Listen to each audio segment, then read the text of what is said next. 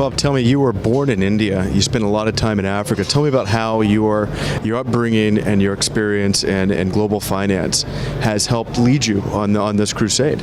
Well, first of all, by being born in India, I have a love of new food, by the way, as you can see by my portly nature. But also, I'm very comfortable in underdeveloped countries. Spent 5 years in Kenya as a boy. Actually, it's curious, I was held down at school for 1 year because I played truant.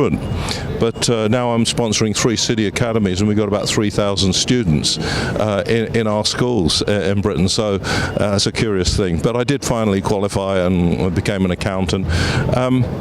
I became a Christian when I was 17. Prior to that, I was brought up as a strict Catholic, actually, but never really knew God.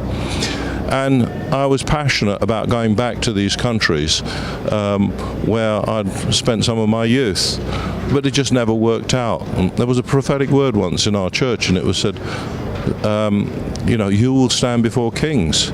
And I thought, oh, that must be going back to Africa as a missionary. So I applied and everything to go back to Africa, because there was lots of kings there.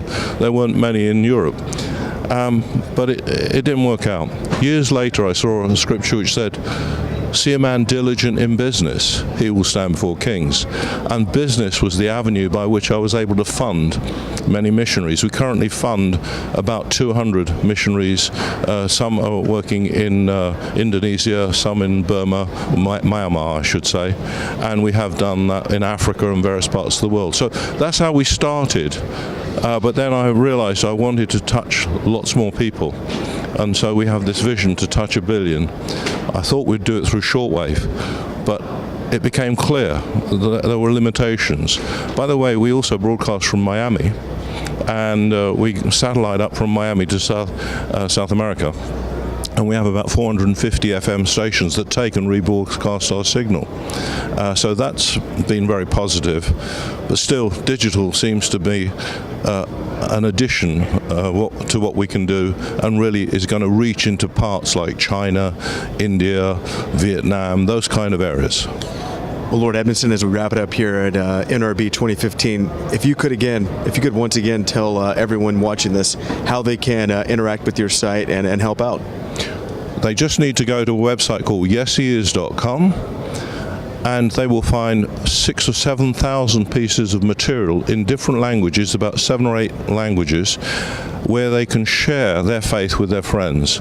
And all they have to do is click on their Facebook and send the message on to their friends, and their friends will then receive a gospel message. It usually will be a celebrity of some sort, or it will be somebody's personal story, and every one of them will have an opportunity to hear the gospel. Is there a Facebook page or a Twitter account people can follow as well?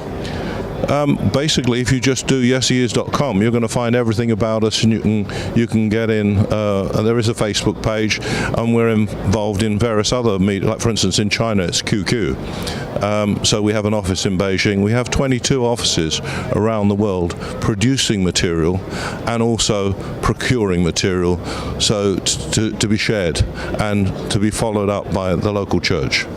Well, he told me to call him Bob, and I'm going to keep calling him Lord Edmiston. I want to thank you again for stopping by the WND booth. Hope you have a wonderful time at NRB, and best of luck with yesheis.com. Thank you very much indeed.